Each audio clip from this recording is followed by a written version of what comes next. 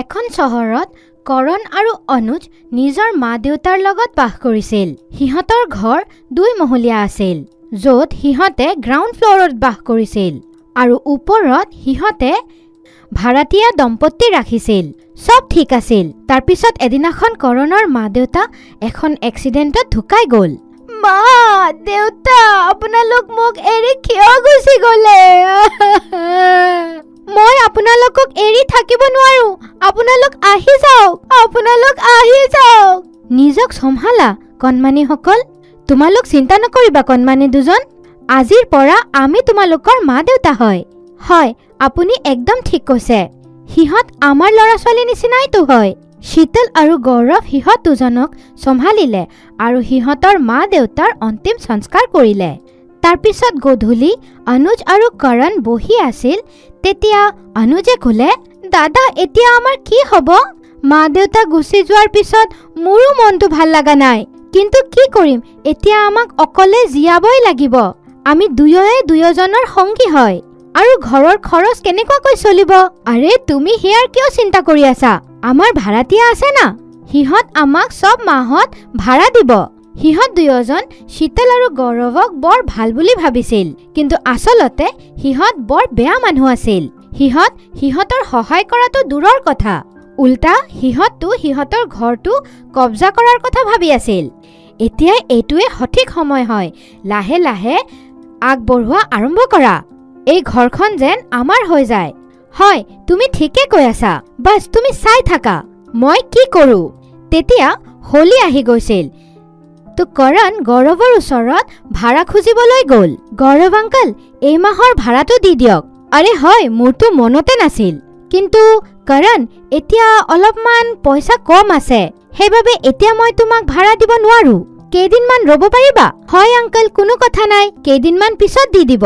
আচলতে হোলী আহি আছে না, তো আমাক হোলীৰ বাবে পইচাৰ দৰকাৰ। আচ্ছা, মই দি দিম।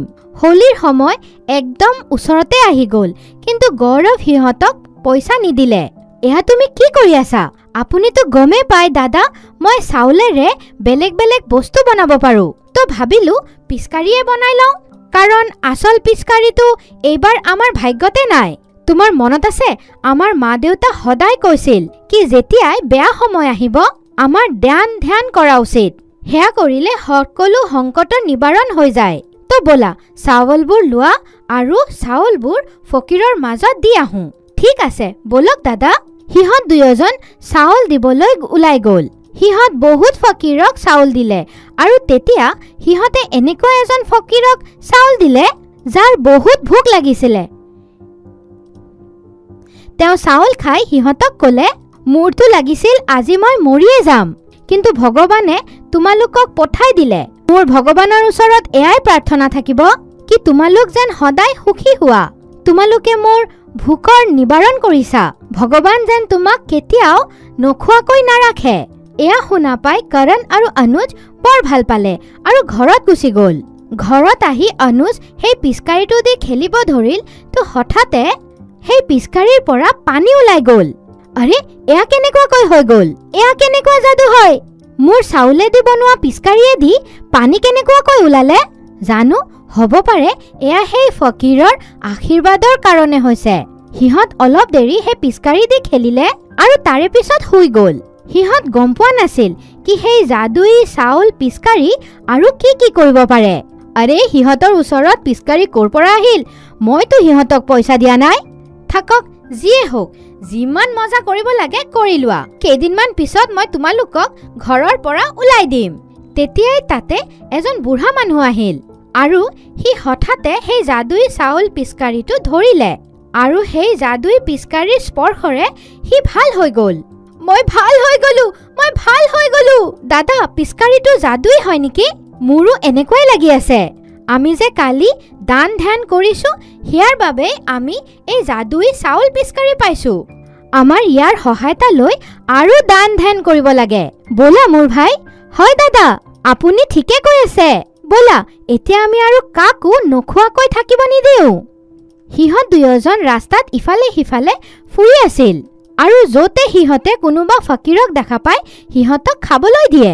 সিহঁত বাছ পিচকাৰীটোক মাৰি দিয়ে আৰু তাৰ পৰা খানা ওলাই আহে সব ফকিৰ বৰ ভাল পালে আৰু সিহঁতক আশীৰ্বাদ দিলে তোমালোক সদায় ভাল থাকা ভগৱান তোমালোকৰ মংগল কৰক ধ্যান কৰি কিমান ভাল লাগে না দাদা অনুজ তুমি ঠিক কৈ আছা বেলেগক আনন্দ দি পেলাই যি ভাল লাগে তাৰ কথাই বেলেগ হয় তাৰ পিছত সিহঁত উভতি আহিল আৰু নিজৰ বাবেও খানা ওলালে হেয়া কৰি থাকোতে সিহঁতক শীতল আৰু গৌৰৱে চালে আচ্ছা তো এয়া কথা সিহঁতক যাদুই চাউল পিচকাৰি পাই গৈছে সেইবাবেতো ইমান উৰি আছে সেইবাবেতো মই ভাবি আছিলো কি সিহঁত আৰু ভাড়া খুজিবলৈ কিয় অহা নাই বলা সিহঁতৰ পৰা পিচকাৰিটো কাঢ়ি লওঁ আৰু সিহঁতক ইয়াৰ পৰা ওলাই দিওঁ সিহঁত দুয়োজন সিহঁতৰ ঘৰত সোমাই গ'ল আৰু সিহঁতৰ পৰা পিচকাৰি কাঢ়ি লৈ ক'লে বলা উঠা আৰু ওলাই যোৱা ইয়াৰ পৰা এয়া আপুনি কি কৈ আছে আংকল আৰে অ আংকলৰ পোৱালি বেছি কথা নাপাতিবা মনে মনে ওলাই যোৱা ইয়াৰ পৰা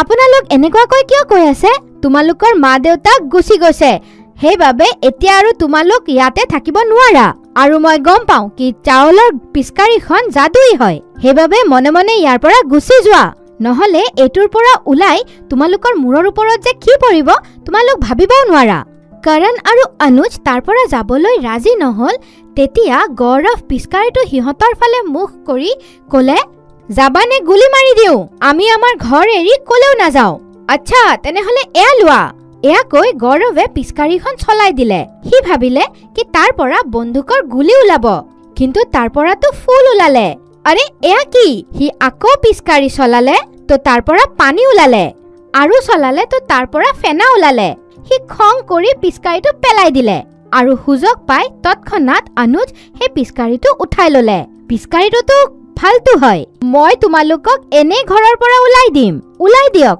অনাথ লৰা দুটাক ইয়াৰ পৰা ওলাই দিয়ক গৌৰৱ যেতিয়াই আগুৱাই যাব ধৰিল তো অনুজে পিচকাৰি চলাই দিলে আৰু তাৰ পৰা পাথৰ ওলাই গৌৰৱৰ মূৰত লাগিল সি আকৌ চলালে তো আৰু এখন পাথৰ ওলাই শীতলৰ মূৰত লাগিল আৰে এয়া কি ইয়াৰ পৰাতো পাথৰ ওলাই আছে ৰৈ যোৱা অনুজ সিহঁতক অনবৰত পাথৰ মাৰি থাকিল সিহঁত দুয়োজন বাহিৰৰ ফালে পলালে তেতিয়াই ওচৰৰ মানুহ আহি একত্ৰিত হৈ গৈছিল সিহঁত সুধোতে কৰণ সিহঁতক সম্পূৰ্ণ কথা ক'লে আমি গম পোৱা নাছিলো কি ইহঁত এনেকুৱা মানুহ হয় মাৰা সিহঁত দুয়োজনক সকলোৱে সিহঁতক মাৰিব ধৰিল সিহঁত দুয়োজন বৰ বেয়া ভাৱে চিঞৰিলে আৰু ক্ষমা বিচাৰিলে আমাক ক্ষমা কৰি দিয়া ৰৈ যাওক আপোনালোক সিহঁতক আৰু নামাৰিব আমি সিহঁতক ক্ষমা কৰি দিলো সিহঁতক এৰি দিলে কিন্তু তাৰ পিছত মানুহ সিহঁতক তাতে থাকিবলৈ নিদিলে আৰু তাৰ পৰা যাবলৈ ক'লে মইতো তেওঁলোকক বৰ ভাল মানুহ বুলি ভাবিছিলো কিন্তু মানুহ দুয়োজনটো বৰ বেয়া হয় দাদা আংকল আন্টিটো বৰ বেয়া আছিল তাৰ পিছত সিহঁত দুয়োজন নিজৰ ঘৰত গুচি গ'ল আৰু নিজৰ যাদুই চাউল পিচকাৰিৰ লগত আনন্দৰে জীৱন কটাব ধৰিল